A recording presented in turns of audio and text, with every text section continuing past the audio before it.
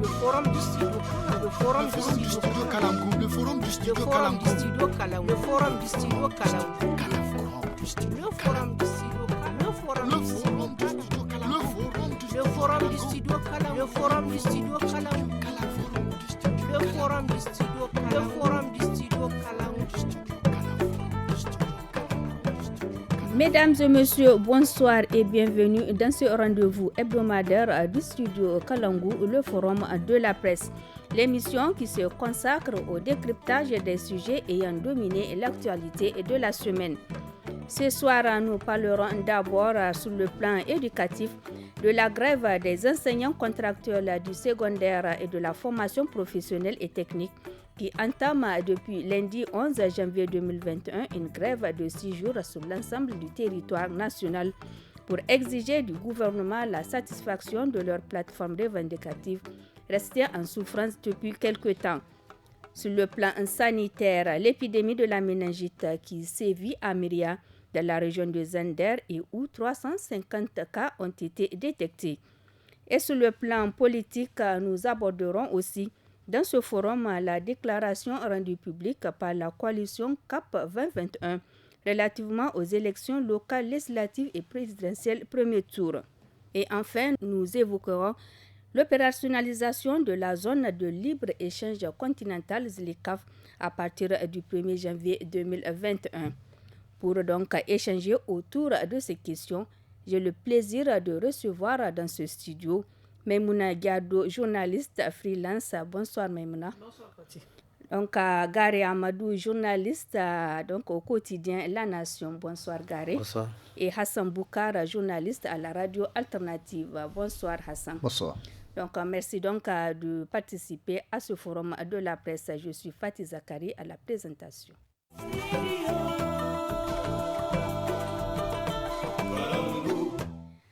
Avec la reprise des cours après les congés de Noël, les enseignants contractuels du secondaire et de la formation professionnelle renouent avec les mouvements de grève. Ces derniers ont entamé lundi dernier une grève de 6 jours sur l'ensemble du territoire national.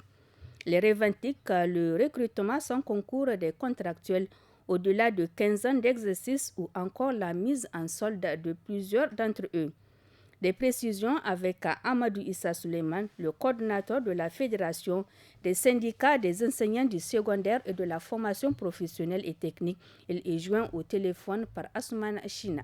Le premier point, c'est par rapport à l'ouverture du recrutement sans concours des enseignants contractuels à la fonction publique. Cela fait pratiquement 6 ans qu'il n'y avait pas eu de recrutement sans concours des enseignants contractuels au niveau donc, de la fonction publique. Les enseignants contractuels au-delà de 15 ans donc, de contrat sont en train de prendre de l'âge. Le deuxième point, ça concerne la question des avancements jusqu'à la promotion au grade de 2007, 2018, 2019 et 2020 reste bloquée. Il y a aussi la question de la finalisation des mises en solde de nos camarades de la 6e et de la 7e promotion. Jusqu'à preuve de contraire, on attend encore donc la finalisation de leur mise en solde. Il y a aussi la question des rappels salaires des enseignants contractuels recrutés à la fonction publique en 2014 et jusqu'à là, ils attendent. Il y a aussi cette question des reliquats 2019 et 2020. 2019 n'a même pas été épuisé à cause des zones 2020. Vous venez là donc de suivre les précisions de Amadou Issa Suleiman, le coordinateur de la Fédération des syndicats des enseignants du secondaire et de la formation professionnelle et technique relativement donc à leur mouvement de grève entamé ce lundi 11 janvier 2021. Quelles sont donc vos réactions par rapport à ce que vient de dire M. Amadou Issa Suleiman? Je commence par Gary Amadou. Oui, il faut dire que le syndicat des enseignants du secondaire a parfaitement raison sur toute la ligne concernant ces revendications-là. Je ne sais pas pourquoi ils en sont arrivés à la grève de 6 jours. Certainement, d'habitude, ce que je connais en matière syndicale, vous essayez d'abord d'entrer en contact avec le ministère de tutelle, et vous entrevoyez des démarches, et puis après, quand ça n'aboutit pas, vous entrez en grève. Je pense que peut-être que c'est comme ça que ça s'est passé, mais tout ce qu'ils ont cité est juste. Après 15 ans de contrat au secondaire, je pense que même au niveau de tous les secteurs, on devait trouver un système, un mécanisme pour permettre le recrutement direct. parce qu'il y a des gens qui dépassent même 15 ans, mais qui sont toujours en train de faire. Je trouve que c'est inhumain. Après 15 ans d'enseignement, il faut laisser les gens et les faire avancer directement. Ensuite, la question de la mise en solde. C'est un problème récurrent au niveau de l'enseignement secondaire et même au niveau de l'enseignement primaire. Parce que moi, je connais des enseignants qui ont eu le matricule depuis 2015, mais qui n'ont pas été mis en solde. J'en connais beaucoup. Vous savez, au niveau de l'éducation, il y a tellement de problèmes. Je pense que les prochains locataires du ministère de l'Éducation et les ministères des enseignements secondaires devront savoir qu'ils ont du pain sur la planche. Il y a beaucoup de boulot. Moi, je pense que le syndicat des enseignants secondaires, ils ont raison de défendre les intérêts. Et puis, moi, je ne trouve pas leurs revendications comme exagérées. Je trouve que c'est des revendications tout à fait normales. Mais ils disent que ça fait quand même, la question de l'avancement, ça fait 2 ans. Qu'ils sont au niveau. Pourquoi? Mais pourquoi? Mais bon sang. C'est-à-dire, n'essayez pas, en pleine année scolaire, créer les conditions pour qu'il y ait moins de perturbations. Comment est-ce qu'il faut créer moins de perturbations? Essayer autant que faire se peut de satisfaire les revendications des enseignants qui soient au primaire ou au niveau du secondaire. On ne demande pas de tout satisfaire, mais faites des bons gestes avant la rentrée. Mettez-les dans des conditions où ils vont se dire « Ah, vraiment, l'État a fait un pas. Voilà, nos amis qui n'étaient pas en solde, qui sont maintenant mis en solde. Voilà, l'avancement, ça commence. » Des petits signaux. Mais vous ne pouvez pas laisser que la situation pourrisse en ce moment que le ministre apparaisse au niveau de la télé.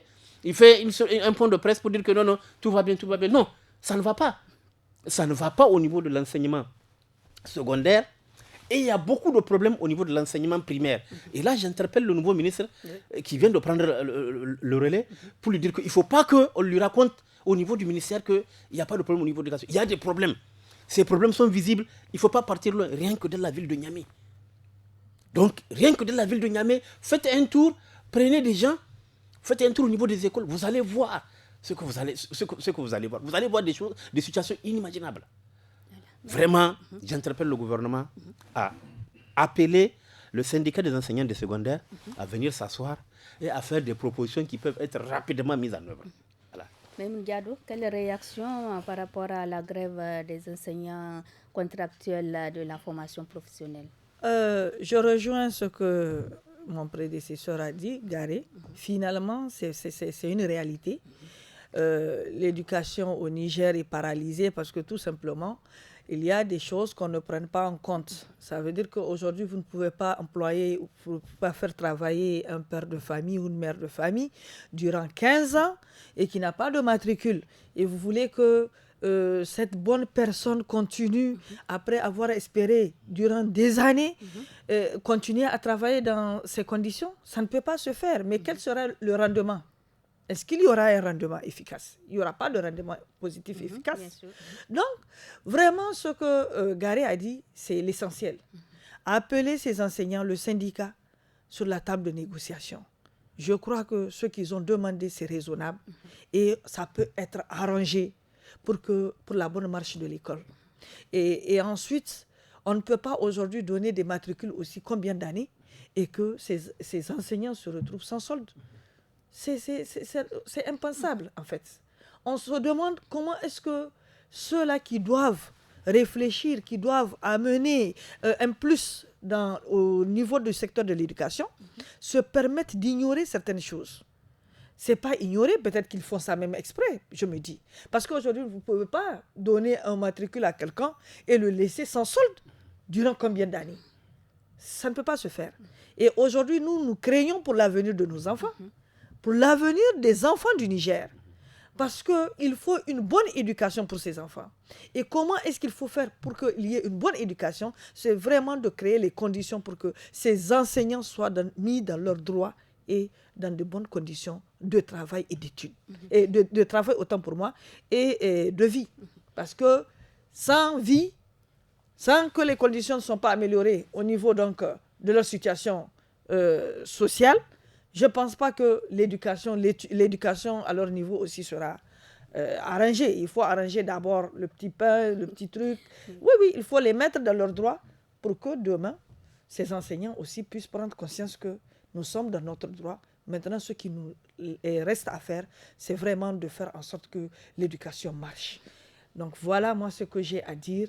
C'est vraiment que le ministère fasse tout en tout cas pour les appeler sur la table de négociation. Ça ne sert à rien aujourd'hui de perdre du temps en faisant la grève, en ne répondant pas, même si vous ne pouvez pas tout arranger à la fois. Je pense qu'il faut voir ce qui est très urgent pour pouvoir au moins sauver ce qui doit être sauvé. Nous allons à présent écouter Hassan Boukar.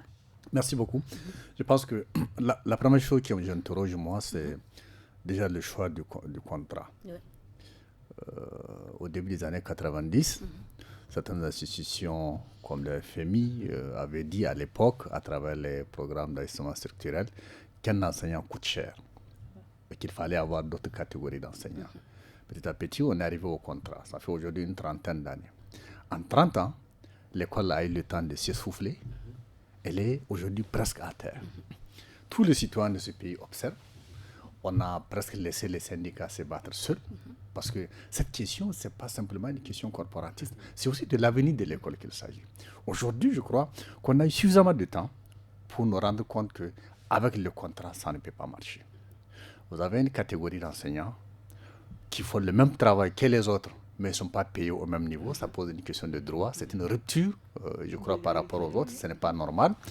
Deuxième chose, socialement, ils sont dévalorisés. Parce que même lorsque les salaires sont payés, même ces pécules à minima ne sont pas payés au moment où on paye les salaires. Donc, ceux qui ont les salaires, eux, ils sont régulièrement payés. Les autres, ils ont des arriérés. Il faut attendre 2-3 mois pour avoir les pécules en un mois. Et je pense qu'aujourd'hui, socialement aussi, ça montre ses limites. Et donc, moi, j'interpelle non pas les pouvoirs publics, mais d'abord l'opinion. Ceux qui envoient leurs enfants à l'école, ceux qui se soucient de ce pays-là. Il faut qu'ils se rendent compte que même si nous devons payer le tiers des ressources publiques de ce pays-là à travers le budget pour que l'école puisse aller, parce qu'en condamnant l'école, on condamne tout ce qui va grâce à l'école. À mon avis, c'est vraiment le débat qu'il faut poser. Et ce que les contracteurs vivent aujourd'hui, ce sont les conséquences justement de cet abandon collectif, pas seulement de l'État. C'est un abandon collectif de toute la communauté sur la question. On a considéré que s'il y a des problèmes à l'école, ça concerne les enseignants et les ministères. Et ça, c'est vraiment, à mon avis, le problème qu'il ne faut pas accepter. L'autre chose sur la question des soldes. J'écoutais les médecins qui ont été recrutés dans le cadre de la Covid. Alors, eux aussi, ils disent, depuis 7 mois, certains travaillaient, le gouvernement leur a dit, non, laissez, je vous propose mieux, il arrive.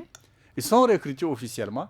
Pendant 7 mois, tu n'as pas de salaire. Eux aussi, je crois, ils vont en grève. Oui, ils ont commencé. Alors, finalement, ce gouvernement, je pense que c'est une preuve d'irresponsabilité.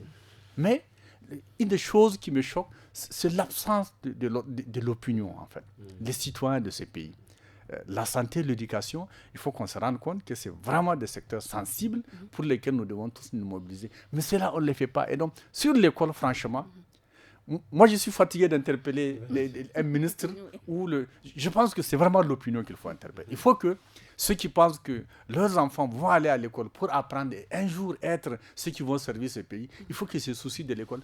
Peut-être que les choses changeraient de ce côté-là. Oui, Hassan Boukar, ces mouvements de grève qui ne sont pas les premiers depuis la rentrée scolaire peuvent-ils avoir un impact sur le bon déroulement de l'année académique, et surtout quand on sait que l'année a débuté avec un retard lié aux inondations? Oui, une des conséquences que moi je vois, c'est qu'au stade actuel, il risque de ne pas avoir d'interlocuteur. J'écoutais Garé quand il dit, bon, normalement il y a une démarche. Alors, je me demande si aujourd'hui, il y a vraiment quelqu'un qui est prêt à écouter les gens qui parlent de l'école. Tout le monde a l'esprit à février sur les élections. Et donc, est-ce qu'aujourd'hui, ils vont trouver d'abord ce qu'ils demandent a sans doute des implications financières. Or, au stade actuel, on dit les finances, c'est d'abord la sécurité, avec ce qu'on vit aujourd'hui, les ressources, c'est les élections, etc., etc. Est-ce que réellement, aujourd'hui, leur situation peut être une priorité pour les gens qui sont là en attendant, de façon provisoire, en attendant la fin des élections, etc. Donc, je me pose beaucoup de questions. Est-ce que réellement, elles trouveront une oreille attentive? Maintenant, sur l'école, c'est évident, parce que 6 jours déjà, je pense que 6 jours de grève, c'est beaucoup. S'ils ne trouvent même pas d'interlocuteur, ça risque de continuer. Et ça continue. Et donc, voilà. Et donc, malheureusement, ça va se faire au détriment de l'école. Et encore une fois, je n'ai pas encore entendu les gens réagir. Pour l'instant, il n'y a que qui se battent. Peut-être qu'ils vont se fatiguer. Mais en tout cas, pour moi, il faut vraiment que les gens prennent au sérieux l'école. On ne peut même pas, normalement, on n'a pas besoin d'expliquer les choses. Tout le monde a vu les conséquences aujourd'hui. Je ne sais pas si quelqu'un est vraiment satisfait de ce qui se passe aujourd'hui à l'école. Et alors, on ne peut pas croiser les bras. Les syndicats, ils se battent, c'est leur vie, ils ont choisi ce métier. C'est bien dommage. Ils sont censés éduquer le pays, ils sont censés éduquer la nation et tout le monde. Malheureusement, ils sont devenus très fragiles. Et socialement, franchement, je ne sais pas si les gens le mesurent aujourd'hui. L'enseignant, c'était vraiment au village, c'était l'exemple. Il avait son salaire, il vit bien socialement. Mais aujourd'hui, tu vis de crédit. Et ça ruine ton image, etc., etc. Bon, tout cela, à mon avis, normalement, on devait avoir une bonne réflexion. Tout le monde connaît la solution. Il faut faire À mon avis, il faut arrêter le contrat. Il faut vraiment arrêter le contrat. Déjà aujourd'hui, en termes de dépenses de personnel, on met beaucoup de ressources. Mais on les met à rien parce que personne n'est satisfait du résultat. Autant mettre davantage de ressources, maintenant en jouant sur une politique claire qui consiste à dire, OK, on vous recrute, la fonction publique fait un recrutement régulier comme elle le faisait par le passé et avec des exigences de résultats. À mon avis, si on veut sauver l'école, et là, on ne peut pas le faire pour la durée d'un mandat. Malheureusement, les responsables chez nous, quand tu es élu, tu ne réfléchis pas au-delà d'un mandat. Il faut réfléchir à moyen et à long terme. Parce que le gouffre dans l'école se trouve l'école aujourd'hui. Il faut 10-15 ans peut-être pour arriver à sauver l'école. Et là, ça suppose qu'il y ait un vrai consensus là-dessus. S'il y a un consensus, pas seulement d'un gouvernement, mais de la plupart des acteurs de l'école, de la classe politique, on peut trouver des solutions qu'on peut appliquer pendant 10-15 ans. Peut-être que la solution viendrait de ce côté-là. Voilà, merci. Je voulais ajouter quelque chose par rapport à ce que Bassan disait. Vous savez, tout à l'heure avant de venir, j'ai eu l'information sur laquelle un enseignant au niveau de la région du Tillabéri a été enlevé. Bon, c'est pour vous dire les conditions dans lesquelles ces gens-là sont en train de travailler. Et là, je parle de l'enseignant en général. Je suis d'accord avec Hassan quand il dit qu'il ne doit pas avoir de contrat. Non, surtout, il ne doit pas avoir de contrat du tout. Parce qu'à partir du moment où, au niveau, par exemple, du plan de l'enseignement primaire, on a fait une évaluation, on a enlevé ce qu'on appelle la mauvaise graine, on a gardé là. Eh bien, cette graine-là qu'on a gardée, eh bien, il faut leur donner une matricule. Tous les enseignants contractuels actuellement là, qui sont dans le circuit, doivent avoir le numéro de matricule. Trouver un moyen, même si c'est par un quota de, je ne sais pas, 1000 par an, il faut les recruter. Ça suffit comme ça. Deuxième chose, les parents d'élèves. Mais chaque élève a un parent qui l'amène à l'école. Est-ce que vous comprenez? Aussi bien au niveau de l'école primaire qu'au niveau du secondaire, chaque élève a un parent. Et c'est pourquoi je rejoins ce que Hassan Boukara a dit. La démission des parents d'élèves. Parce que quand même, les parents d'élèves sont organisés en association. Donc, ces parents d'élèves-là, vous pouvez aider les syndicats à améliorer le système éducatif. Organisez-vous. Appuyez-les, faites des déclarations pour dire que oui, vos enfants souffrent. Vous voyez que dans une classe, une maîtresse, elle a 150 élèves.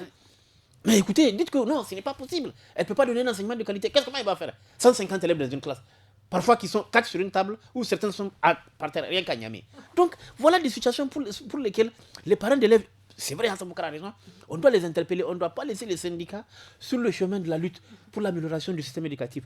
Aidons-les, tous parents d'élèves, concertez-vous, organisez-vous comme les syndicats et faites entendre votre voix. Parce que quand même, comme l'a dit Hassan Boukara, l'éducation, là où c'est important, c'est que ce sont les cadres de demain qu'on est en train de former.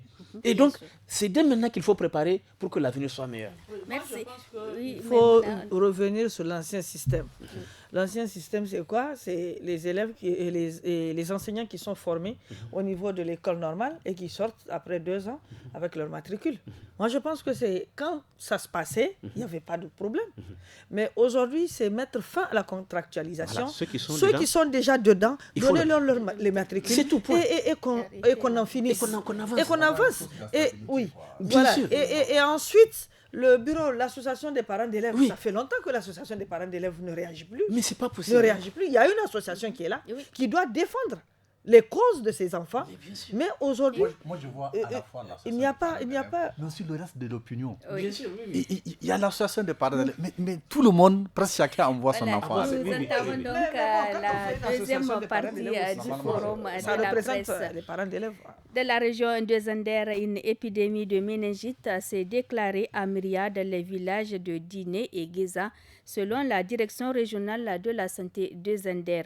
Il ressort que plus de 350 cas donc, ont été confirmés, dont 12 décès. Entre le 9 décembre 2020 et le 5 janvier 2021. Comment donc expliquer cette épidémie de méningite en cette période au Niger, alors qu'en général, c'est une maladie qui survient durant les mois de mars à avril, la période de forte chaleur. M. Gary. Oui, bon, peut-être que c'est lié au changement climatique, mais il ne faut pas oublier le fait que le Niger est quand même considéré comme étant un pays qui se trouve dans la ceinture de la méningite, qui va jusqu'à l'Éthiopie. C'est-à-dire que c'est toute une bande de pays qui sont régulièrement touchés par la méningite. Maintenant, la seule explication, peut-être le fait que c'est le changement climatique. Vous savez, même la saison de pluie, au moment où on l'attend, c'est pas à pensement qu'elle commence. Vraiment, tout est complètement perturbé. Mais cette situation-là nous interpelle parce que déjà, nous sommes en train de lutter contre la Covid. Oui, et là encore, comme on dit, un malheur n'arrive jamais seul. Encore un autre malheur qui nous tombe sur la tête. La méningite, c'est encore plus, en tout cas plus terrible. Parce qu'elle, c'est quoi? Voilà, c'est plus, et surtout les enfants qui sont vulnérables. Je pense que le ministère de tutelle doit prendre des mesures pour essayer déjà de commencer une campagne de vaccination, parce que c'est pas quand les cas vont commencer à s'accumuler qu'on va commencer. Parce que pour le moment, j'ai l'impression qu'on observe. Oui. On observe. Oui. Maintenant, quand on va arriver à peut-être 100 morts, on va dire, ah oui, ça là, on va appeler l'OMS à nous envoyer des vaccins pour commencer à... Non. C'est dès maintenant que vous considérez. Et puis d'ailleurs, Fatih, avant même, on connaît les périodes régulières auxquelles la méningite apparaît. Donc, quelques mois avant cette période-là, déjà le ministère de la Santé doit pouvoir mettre en place, une prévision, un mécanisme en tout cas de vaccination avant que la maladie n'apparaisse. C'est-à-dire qu'on ne fait pas la vaccination après l'apparition de la maladie, non. C'est avant qu'elle n'apparaisse pour permettre d'éviter les dégâts qu'on constate aujourd'hui. Même Diado, le Niger a fait face, à l'instar des autres pays du monde, à la pandémie de la COVID-19 pour laquelle beaucoup de fonds sont injectés dans la lutte et la prévention. Qu'est-ce que le gouvernement donc doit faire pour le cas de la méningite afin de contrecarrer cette épidémie qui a déjà commencé dans le département de Myria? Ce que le gouvernement doit faire, c'est que maintenant, à ce stade, le gouvernement a l'esprit divisé. Parce qu'il faut faire la riposte contre la COVID-19. Il faut également penser à faire une riposte pour la méningite. Et de tout le temps, nous connaissons comment la méningite fait des ravages ici, au Niger. Donc moi, si je me mets à la place du gouvernement, je ferai plus attention à la méningite. Parce que c'est le début qu'on connaît, mais on ne sait pas quel est le nombre de dégâts que ça peut avoir. Surtout que c'est les enfants. Ça tue rapidement. Les groupes vulnérables. Rapidement les enfants. Donc je me dis qu'avant qu'on atteigne à un stade où on ne peut plus maîtriser la situation, il faut d'ores et déjà prendre les précautions. Ça veut dire essayer d'abord. Déjà, on sait que c'est la région de Zender qui est touchée. Essayer de maximiser, de faire en sorte que le vaccin arrive dans cette région, dans ces zones-là, pour pouvoir prévenir les autres régions. Parce que quand on regarde, c'est une épidémie et ça va d'une région à une région. Donc, tout est possible. Peut-être que les prochains jours, on aura une sortie du ministre de la Santé, on le souhaite quand même, pour qu'il puisse vraiment nous expliquer cette situation et ce qu'il compte faire, en tout cas pour venir en aide aux populations, à ces populations. Par rapport à ça. Quelles actions les autorités en charge de la santé peuvent-elles mener afin donc d'éviter le scénario de 2015? Bon, je pense que maintenant que la maladie s'est déjà déclarée, vous n'avez pas beaucoup de choix. Hein. Il faut prendre en charge les cas déjà qui ont contracté la maladie. C'est vrai que pour moi, ça a été aussi une surprise. Fin décembre, début janvier, on l'attend en mars, en avril d'habitude, mais pas à cette période. Donc maintenant là, il faut simplement prendre en charge. C'est vrai que tout le monde est préoccupé par la Covid, mais la méningite, il faut se rendre compte que c'est beaucoup plus dangereux. Ici, ça fait en tout cas beaucoup plus de victimes. Donc, ça a un taux de mortalité assez fort, en tout cas comparé à ce qu'on vit. Et donc, je pense que c'est vraiment quelque chose de difficile. Pour moi, lorsque la maladie est déjà déclarée, on n'a pas beaucoup de choix, en fait. Mais, par contre, avant que ça n'arrive, vous avez la possibilité. Une des choses, il faut éduquer les gens. C'est-à-dire, c'est quelque chose qui arrive presque chaque année. Comme le paludisme. je pense qu'il y a une possibilité de faire une éducation à la santé sur les maladies les plus courantes dans le pays. Et cette éducation-là, c'est par exemple, lorsqu'il y a des signes qui arrivent, comment les gens doivent réagir. S'il y a des cas dans une famille, comment faut-il réagir. Regardez les pays qui ont connu Ebola. Il y a eu énormément, n'est-ce pas, de victimes, peut-être parce que c'est un peu nouveau, mais aussi parce que le type de réponse de la communauté a été une réponse des personnes qui ne sont pas bien informées de la maladie, de ce mode de transmission, etc. La méningite, le paludisme, c'est quand même des choses que nous connaissons. Il faut vraiment faire une éducation des citoyens. Parce que tout le monde dit, bon, il faut attendre les services de santé. Mais avant que les services n'arrivent, comment la communauté doit réagir? Quelque chose d'extrêmement contagieux, comme la méningite, quand ça arrive. Et je pense que ce travail doit être un travail qui est fait de façon continue, dans le pays. Ça évite l'aggravation de la maladie. Pour moi, lorsque les gens sont bien éduqués, s'il y a des cas, la communauté peut toujours avoir les premières réactions qui permettent facilement d'isoler les gens, éviter les contaminations, etc. Et là, c'est un travail. Maintenant, je suis convaincu, je ferai le pari dans ce studio, que Dieu nous donne les moyens de conjurer, de mettre fin à cette méningite à Myria. Dès que ça passe, on aura tout oublié. On ne doit pas oublier, on sait que ça peut revenir dans les années. Et donc, il y a un travail à faire de façon permanente pour éduquer les gens.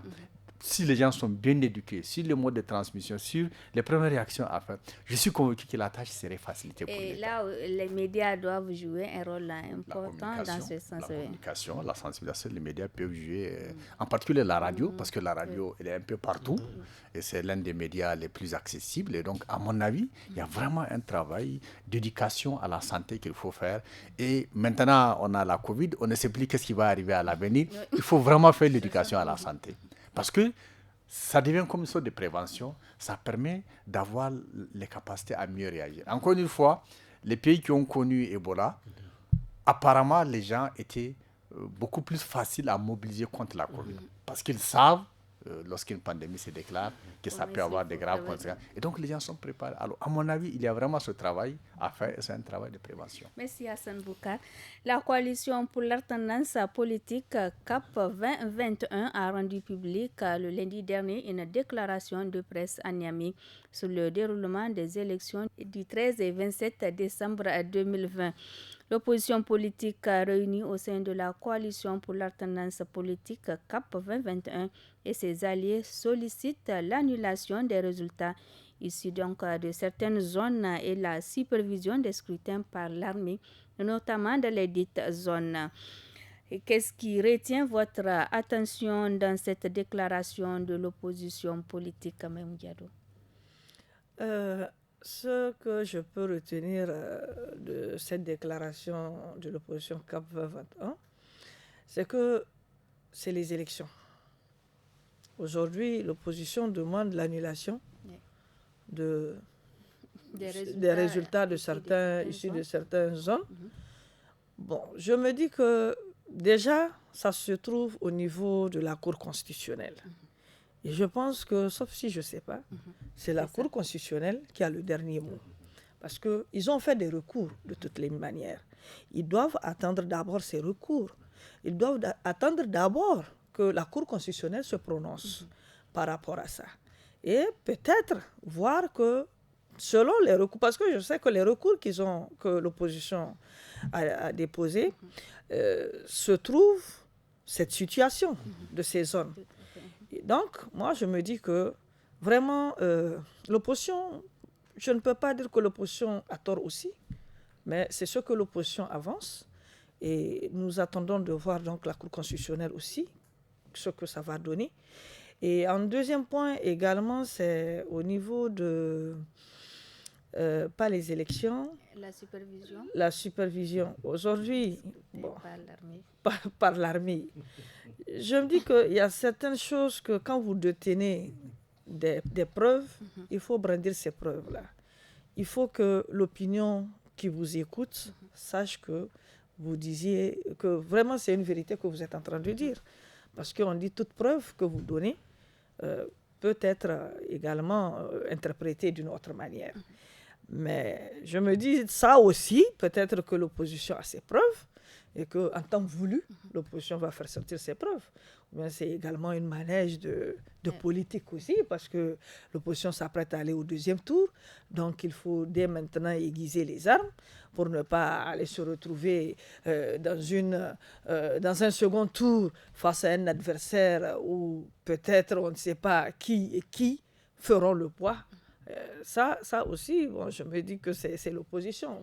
Personne ne peut interpréter en fait aujourd'hui ce que l'opposition politique a avancé, parce que c'est quand moi tu avances quelque chose, et je ne peux dire que peut-être que tu as raison ou pas, mais moi je ne suis pas vraiment habilité à dire que l'opposition a tort ou raison, mais ce que je demande c'est tout simplement s'il y a des preuves, il faut brandir les preuves et attendre que la Cour constitutionnelle aussi se prononce.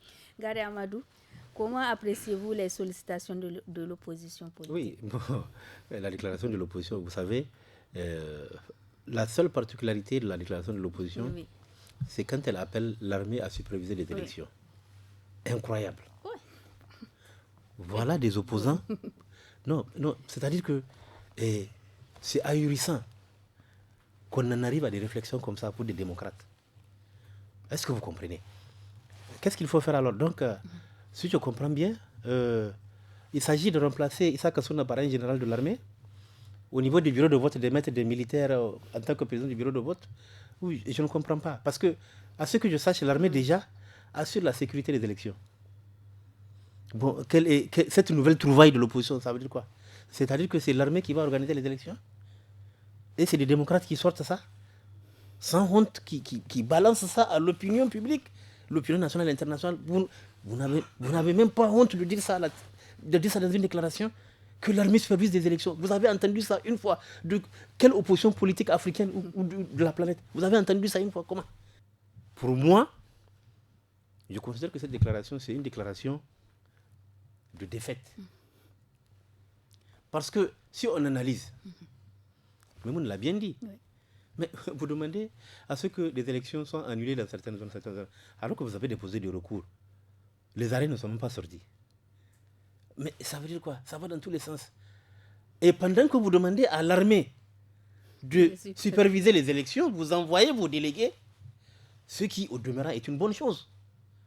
Vous reprenez votre place au niveau de la CENI. Enfin, vous occupez, parce que vous n'avez jamais occupé, vous occupez les postes qui vous reviennent, les 5 postes qui reviennent à l'opposition, vous les occupez au niveau de la CENI. Et en même temps, vous demandez à l'armée de superviser une élection. Non, franchement, il y a 2 problèmes au niveau de l'opposition.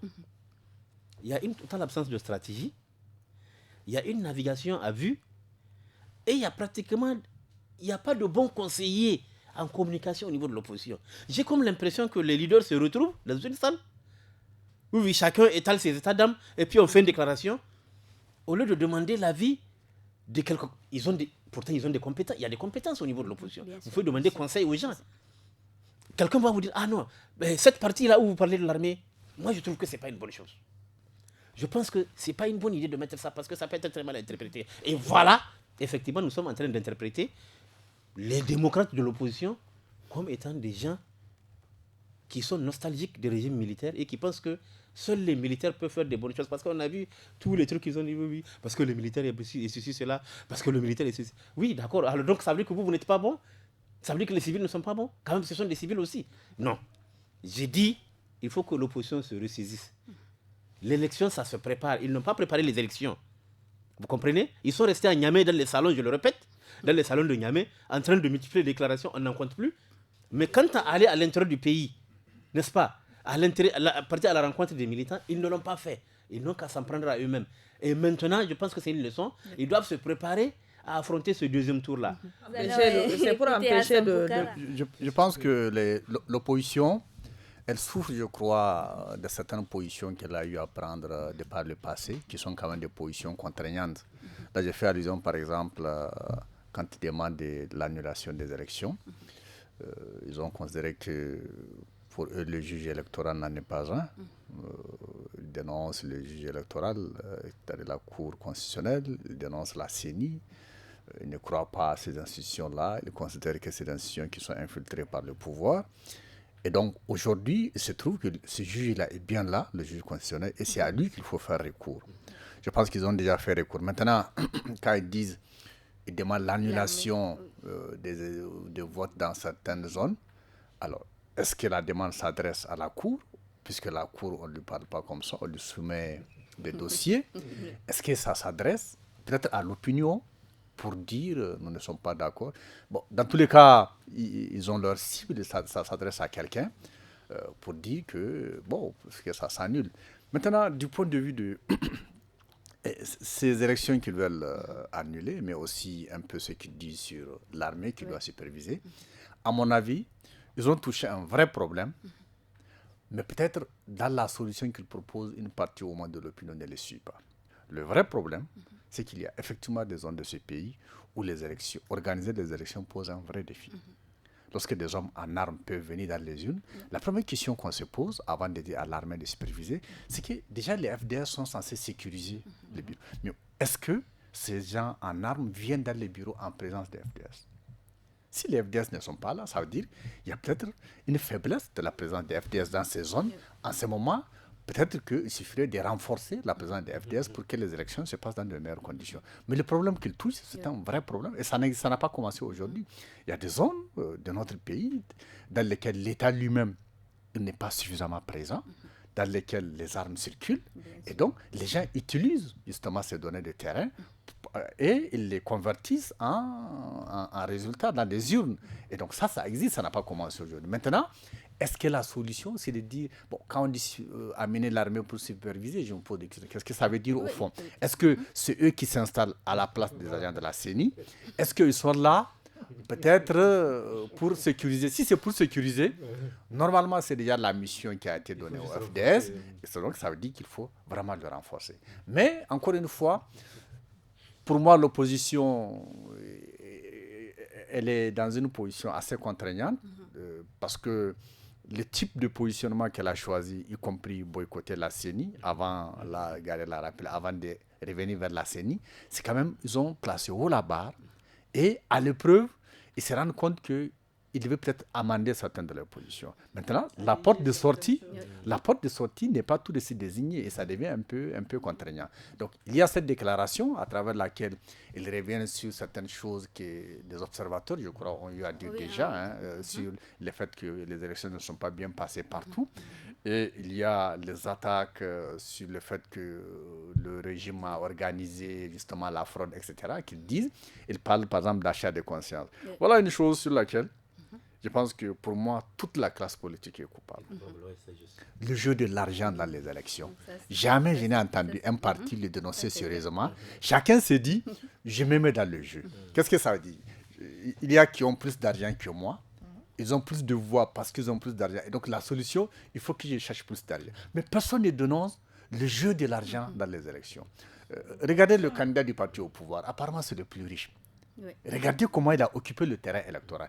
Personne ne le dénonce, ou les gens le dénoncent simplement parce qu'ils se disent, bon, on n'a pas encore ces moyens. S'ils ont les moyens, ils sont capables de faire la même chose. Et donc, de ce point de vue, toute la classe politique se retrouve sur le jeu de l'argent et c'est pour ça qu'on a du mal à mettre une législation forte sur le financement des partis politiques.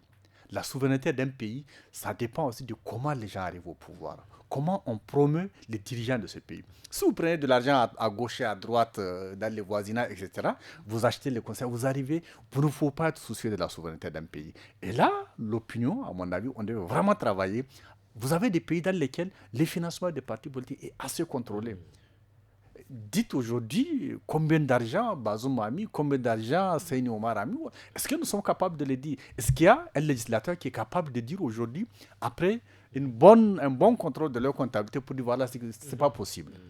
Et donc, cet aspect-là, ce n'est pas un détail dans les élections, à mon avis. Il ne faut pas qu'on ait l'impression ou qu'on renforce l'idée selon laquelle c'est seulement le plus riche qui gagne les élections. Et ça, ce n'est pas bon pour ce pays. Mais on est dans ce cas. Alors, aujourd'hui, l'opposition dénonce. J'aimerais être sûr que s'ils ont les moyens du parti au pouvoir, qu'ils ne feraient pas la même chose. En tout cas, les citoyens doivent le dénoncer. Voilà ce que je pense. J'aimerais ajouter, par rapport au dernier point sur lequel, quand Boukar dit, on aimerait voir l'opposition à l'œuvre quand ils auraient les moyens. Mais heureusement, le Niger, c'est une histoire, l'histoire politique du Niger. Pratiquement tous ces gens-là, beaucoup ont occupé des fonctions à des moments donnés. Donc vraiment, venir donner des leçons en matière d'achat de conscience, comme vous l'avez dit, vraiment tout le monde est coupable. Ce n'est pas la peine de jeter la pierre sur l'autre. Vraiment, vous savez très bien ce que vous avez fait quand vous étiez. Quand ils le disent. Non, c'est même pas hors sincère. élection. Voilà. Il faut le combattre même Voilà. hors élection. Et ça se traduit par exemple par un texte de loi voilà. qui soit très rigoureux voilà. dans le contrôle des financements. En réalité, même au niveau des partis politiques, là, est-ce qu'il y a une vraie comptabilité qui peut permettre de tracer, c'est-à-dire qu'à la fin des élections, les rapports de la Cour des comptes. Oui, mais il y a des partis politiques à qui on exige même de faire des congrès à des périodes régulières. Ils n'en font pas. Et ils sont là. Et pourtant, ce sont les leaders de ces partis politiques-là qui font le plus de bruit. Comme on a dit, les tonneaux vides sont souvent ceux qui font beaucoup de bruit. Oui, et ces partis-là, ils ne participent parfois à aucune élection. Mais leurs leaders sont les plus bavards. On les entend partout sur les zones. Donc, vous voyez, il y a du travail à faire pour essayer d'obliger les partis politiques à tenir des assises régulières, obliger les partis politiques à participer à des élections. Si vous ne participez pas à une élection, immédiatement, voilà les sanctions qui sont prévues. Soit on vous dissout, ou bien on trouve une sanction, ou bien au bout de 2 élections, vous ne participez pas.